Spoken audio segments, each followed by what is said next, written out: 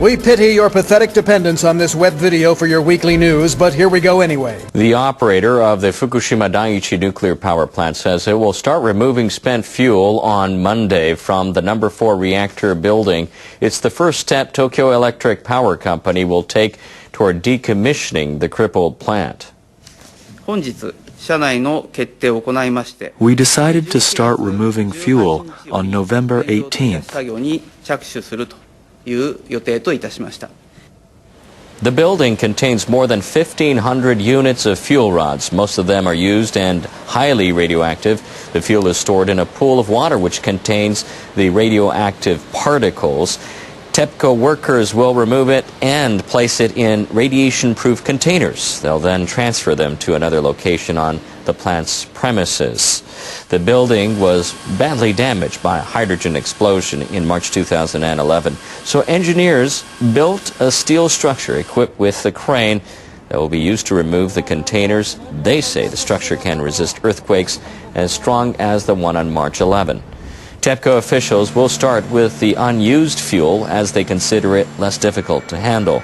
They plan to remove the remainder by the end of 2014. The next step will be to remove fuel from the other 3 reactor buildings. As workers proceed with the decommissioning of the Fukushima Daiichi nuclear plant, they're faced with a familiar problem: disposing of highly radioactive waste. Some Japanese lawmakers are setting up a group to tackle that issue and find a long-term solution to the country's nuclear waste dilemma. The move comes after former Prime Minister Junichiro Koizumi called on Prime Minister Shinzo Abe to promptly end Japan's dependence on nuclear power. Koizumi cited difficulties associated with constructing disposal sites for highly radioactive waste. The new group will include the governing Liberal Democrats, members of ruling coalition partner New Komeito, and the opposition Democrats. The members plan to study how other countries manage the radioactive waste. They'll discuss a wide range of other issues, including the possibility of developing new technology. They also plan to look into ways to decide where disposal sites will be located.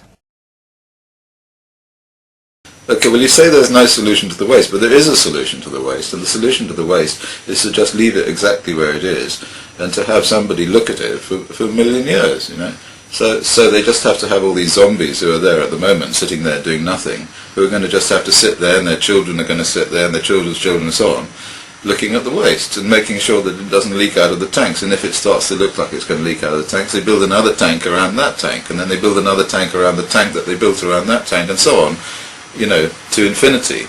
And that is a solution to the waste, because then the waste will just stay where it is now, and it won't get any worse.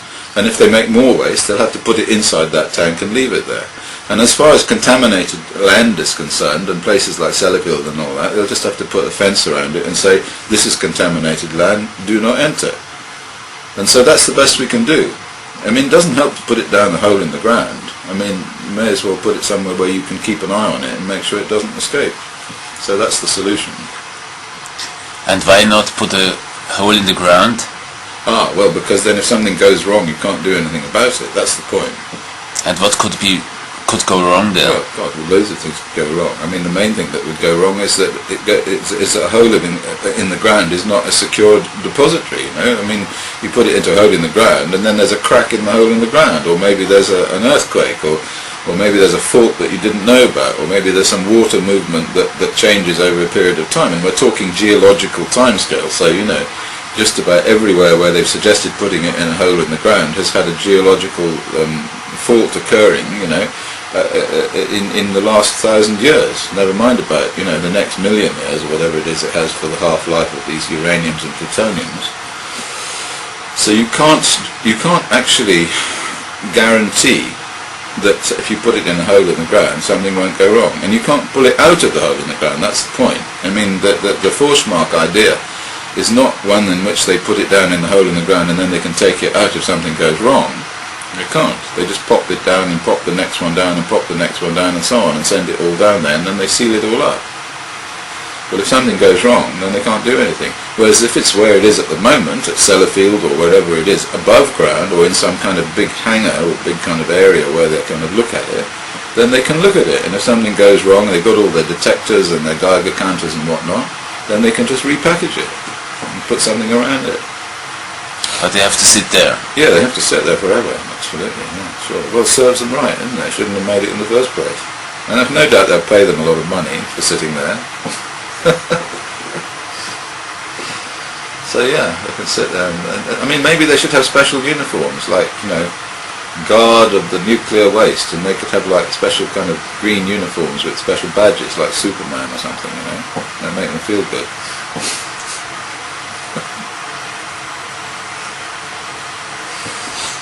I've always thought it quite good to have special uniforms. In all the science fiction stories they did special uniforms, you know. So you could say, what's your daddy do? Oh, he's a guard of the nuclear waste. Oh, no. What a useful job, George. Yes, it is, isn't it? Earlier, we talked exclusively to members of the decontamination team working at Fukushima Daiichi nuclear power plant in Japan. They've repeated earlier claims of bad management and lack of proper training, which they say is rendering the cleanup operation ineffective. Two of the decontamination workers at Fukushima. They've taken a big risk being interviewed about their daily work. They say workers received no detailed training before starting the job and no advice. They're part of a team charged with removing radioactive pollution from residential areas. Polluted material is gathered in special plastic bags. But the workers say they were given no information on how to handle the material. Back in January, Japan's Asahi Shimbun newspaper reported that potentially contaminated soil, water and debris were being dumped into the environment instead of using proper storage facilities. Sometimes we don't have enough plastic bags, so we find a place and dig a pit and throw all of the polluted soil into it before covering it up. The level of radioactivity in the air close to the storage areas has been found to be 0.311 microsieverts per hour. That's about 2.7 millisieverts for a whole year. That surpasses Japan's official post-decontamination target of 1 millisievert per year. In this residential area, nearly 2.5 microsieverts per hour has been detected. The cause is found to be unsealed bags holding pollutants. The workers say they fear for their own safety and that of the whole team. I used to have no idea if the water we used to wash our hands was polluted. I used to wash my hands before eating. I'm now wondering how much radioactive substances have gone into my body. Now I know the truth. I don't dare to wash my hands, even after using the toilet. The truth is astonishing. The Japanese government pays an 11,700 yen daily wage, along with a 10,000 yen risk compensation package. But in reality, that's been reduced by nearly 30%, with some contractors withholding part of the salaries for various reasons. The number of contractors on site varies from 2 to 8. Some contractors have been accused of operating like gangsters, keeping profits for themselves. There's strict regulation on media coverage of decontamination work in Fukushima. These revelations come at a time when Japan is trying to play down bad PR amid continuing reports of radiation leaks. Matt Stuttard, CCTV. After Chernobyl we finally hear all kinds of cancer went up the next year. Hard to interpret, says OPCS. Can't understand it, well here is a guess. Low-level isotopes from the Ukraine drifted to Wales on the wind and the rain. Rainfall is higher in Bangor than Kent. Cancer in Wales is up 30%. We're breathing strontium, locking it into the structure of cellular DNA. And each beat a decay in an occasional, rather mutational way. Kills us. Even New Labour can see what it means. Radioisotopes alter your genes. Ghosts of dead babies will give them no rest till the dosimetry's been reassessed. Wombling, strombling, Bangor to Kent. telling the news of the second event, telling the story all unto scenes, how radioisotopes alter your genes, nuclear establishment, castle of lies, children are dying in front of your eyes, born with no limbs, with two heads or no brain, born to a life of incurable pain. Nuclear subsidies victims will pay, while you take a pension and tiptoe away. Don't reassure us, cause we always knew yours was a story too slick to be true. We're breathing strontium, locking it into the structure of cellular DNA, and each should be to decay in an occasional, rather mutational way. Kills us. Nobody's hiding these nuclear crooks. Government stooges aren't cooking the books. Only the mothers are guilty of crimes, bearing their children in nuclear times. Radioisotopes float around free, up in the atmosphere, up near the sea. So many diseases genetically linked. Strontium bombs will soon be extinct, cause we're breathing strontium, locking it into the structure of cellular DNA, and each should be to decay in an occasional, rather mutational way. Kills us. I'm watching bankers starve the world, and I'm watching illegal and unjust wars. I'm watching nuclear meltdowns and pollution, while the vast majority continue to snore. I'm watching the surveillance state be built, and I'm watching the march to World War III. I'm watching the sheep led to the slaughter,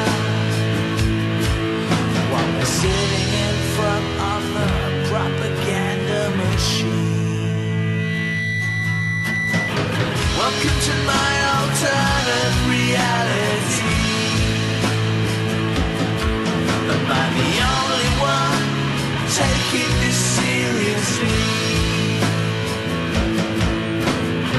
'Cause I'm on this ball with its finger on self-destruct, but Jesus' blood is the only hope I've got.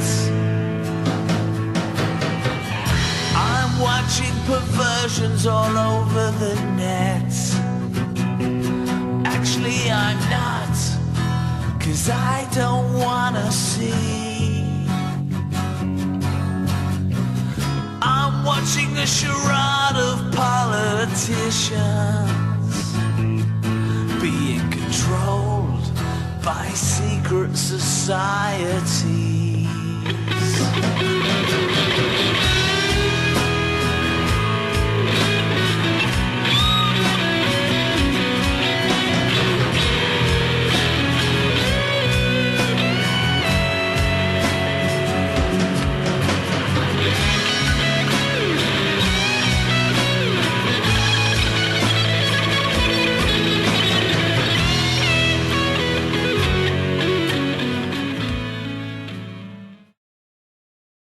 Farmers in northern Fukushima Prefecture are preparing dried persimmons. They say they will be selling it for the first time since voluntarily halting production after the 2011 nuclear crisis. They smoke the persimmons and dry them for about a month to make what's called ampogaki, which is known for its softness. The resumption of production comes after the radiation level of the persimmons before their processing was found to be within the government's safety limit. I have eagerly awaited this. I am happy to be producing again with my colleagues. The farmers plan to continue making the dried fruit until next month, when they'll check their safety and ship them to destinations around the country. Congratulations, you have completed this video with flying colors. Please await your certificate and complimentary fruit basket in the mail before proceeding any further.